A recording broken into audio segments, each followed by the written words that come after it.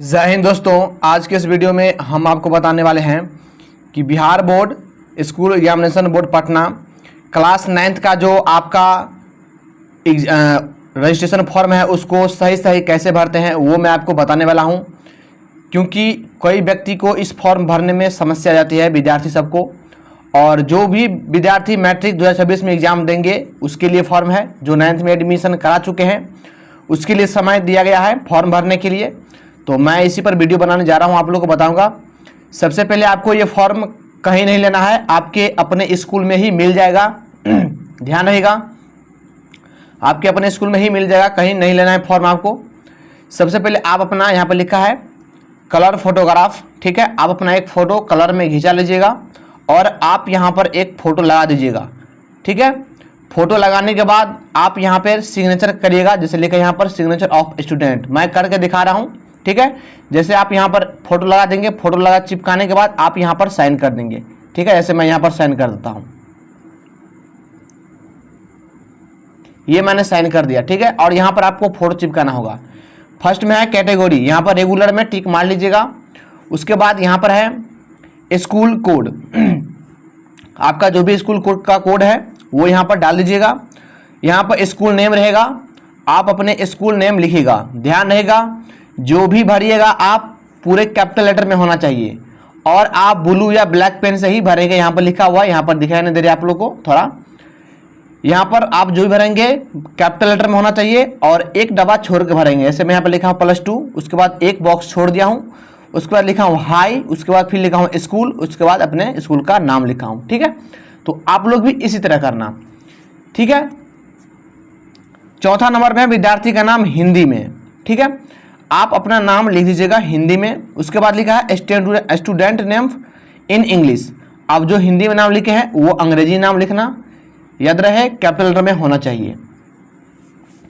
उसके बाद यहाँ पर लिखा है माता का नाम हिंदी में, आप अपने माता का नाम लिख दीजिएगा, ठीक है, हिंदी में।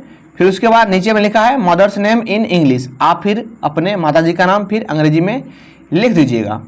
उसके बाद छठा नंबर में है पिता का नाम हिंदी में, ध्यान समझिएगा। यहाँ पर पिता का नाम आप लीजिएगा हिंदी में, उसके बाद फादर्स नेम इन इंग्लिश, फिर अपने पिताजी का नाम अंग्रेजी में लिख दीजिएगा, ठीक। उसके बाद आ जाते हैं हम 7वां नंबर में है डेट ऑफ बर्थ, आपका जो भी जन्म तिथि हो वो यहाँ पर लिख दीजिएगा। ध्यान रहे, आपका डेट ऑफ बर्थ वो होना चाहिए जो कम से कम आप मैट्रिक एग्जाम देंगे तो आपका कम से कम 14 साल होना चाहिए, ना कि उससे कम।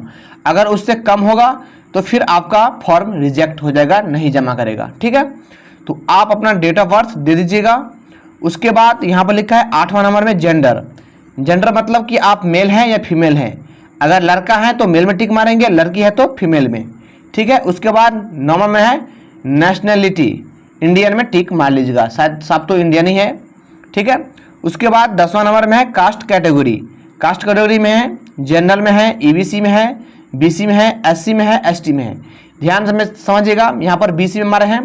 अगर आप BC1 हैं या BC2 हैं तो आप BC में मारेंगे तो आपका काम हो जाएगा, ठीक है। BC मारेंगे इसका मतलब कि BC1 BC2 में ही आता है। उसके बाद 11 नंबर में है कि डिफरेंटली एबल्ड नंबर, ठीक है। इसका मतलब है एबल्ड कि यदि आप अंधा हैं तो आप यस में टिक मारेंगे, अगर आप अंधा नहीं हैं तो फिर नो में टिक मारेंगे, ठीक है। उसके बाद है 12वां नंबर में है रिलीजन, अगर आप हिंदू हैं तो हिंदू में टिक मारेंगे, अगर मुस्लिम हैं तो मुस्लिम में टिक मारेंगे, सिख है तो सिख मारेंगे, जैन है तो जैन मारेंगे, बुद्ध है तो बुद्ध मारेंगे, कृष्ण है तो कृष्ण में, नहीं तो अदर में। तो सब यहाँ पर मैं हिंदू मार दिया हूँ, आप जो भी हो वो मार दीजिएगा। उसके बाद यहाँ पर दे सकते हैं लिखा है एरिया, रूरल यहाँ पर अर्बन, देखिए रूरल का मतलब होता है ग्रामीण, अर्बन का मतलब होता है शहरी।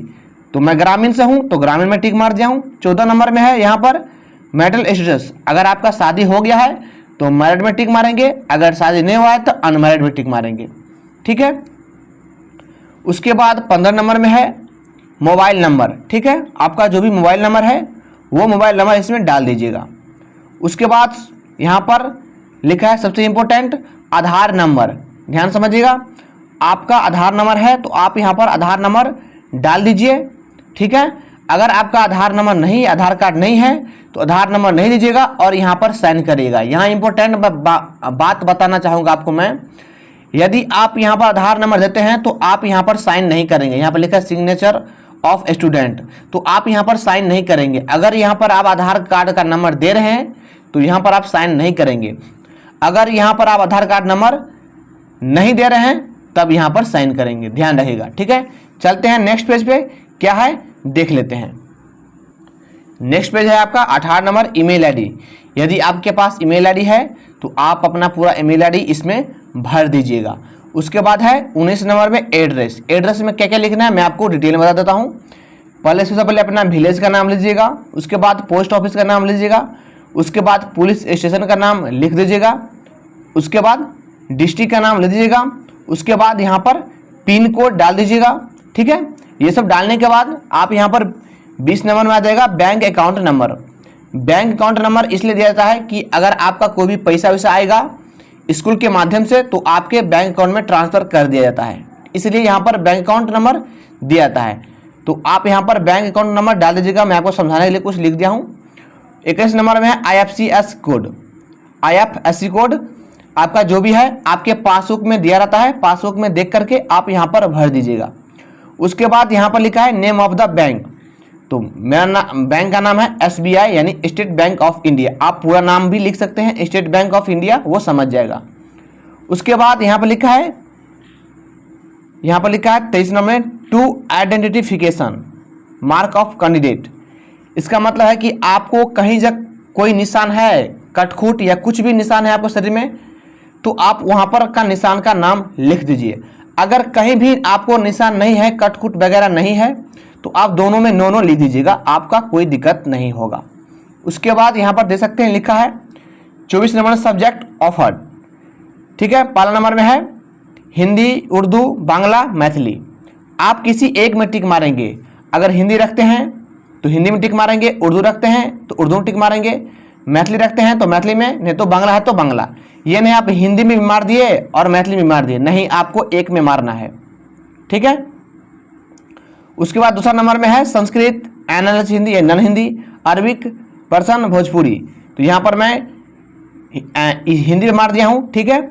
उसके बाद आता है कंपलसरी सब्जेक्ट। तीसरा नंबर है कंपलसरी, जो आपका कंपलसरी सब्जेक्ट है उसमें आपको टिक मारना ही होगा। जैसे मैथ हो गया, साइंस हो गया, सोशल साइंस हो गया, अंग्रेजी हो गया। उसके बाद आता है यहाँ पर ऑप्शनल यानी एक्स्ट्रा विषय, ठीक है। एक्स्ट्रा विषय होता है आप जो भी रखते हैं एक्स्ट्रा विषय वो आप रख सकते हैं, ठीक है।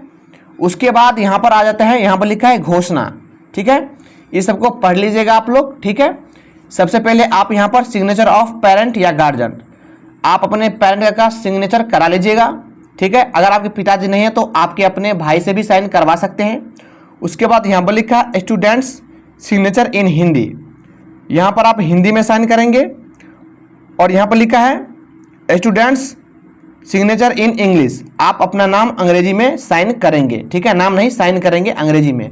उसके बाद नीचे में आ जाना है signature of the seal of principal, इसमें आप लोग कुछ नहीं करेंगे, यहाँ पर प्रिंसिपल का काम है वो साइन कर लीजिएगा, कर लेता है। उसके बाद आपका नेक्स्ट पे जाता है, इसको पढ़ लीजिएगा।